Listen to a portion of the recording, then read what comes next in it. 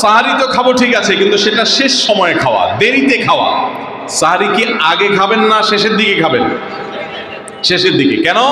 কারণ নবী করিম সাল্লাল্লাহু আলাইহি সাল্লাম বলেছেন, লা ইয়াজালুন নাসু বিখাইরিন মা আজ্জাল ফুতুর ওয়া আখারুস সাহুর।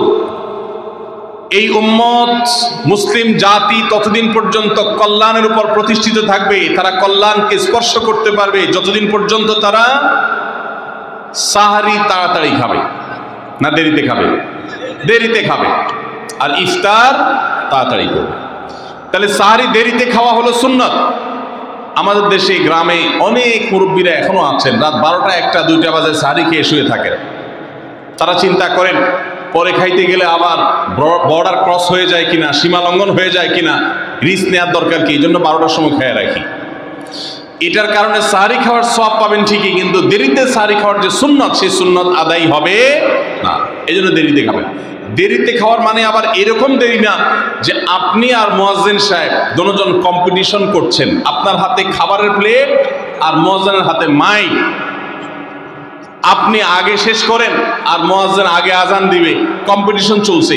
এত দেরি করে একেবারে লাস্ট মিনিট পর্যন্ত খাওয়া সুন্নত নয়। কথা কি বুঝাতে পারছি? কয়েক মিনিটের গ্যাপ রেখে তারপরে খাবার শেষ করবেন। কারণ নবী করিম সাল্লাল্লাহু আলাইহি ওয়াসাল্লাম সাহরি খেয়ে শেষ করে ফজর নামাজ শুরু করতেন, এর মধ্যে 50টা আয়াত পড়ার মতো গ্যাপ রাখতেন, অর্থাৎ প্রায় 10 মিনিটের মতো একটা গ্যাপ থাকতো। এই জন্য আমরা একটা গ্যাপ রেখে তারপর সাহরি শেষ করব।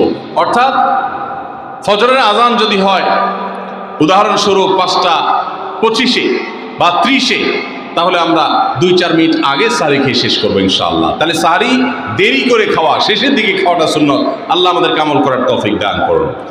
রমজান মাসে সাহরির নামে একটা নতুন নাটক শুরু হয়েছে এই দেশে, সেটার নাম হলো সাহরি পার্টি। আপনারা শুনেছেন? বিশেষ করে শহরের ছেলেফেলেরা, ইউ পোলাপান, তারা আজকাল ভোর রাতে বন্ধু বান্ধব সহ রেস্টুরেন্টে গিয়া সাহরি পার্টির আড্ডা বাইর করছে।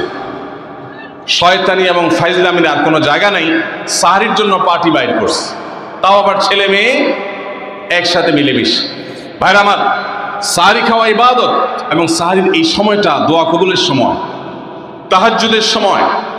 আল্লাহ তাআলা দুনিয়ার আকাশ থেকে ডেকে ডেকে বান্দাকে ক্ষমা করেন। এই সময়টাতে আড্ডাবাজি করা, এটা হতভাগা ছাড়া আর কারোর কোনো কাজ হতে পারে না।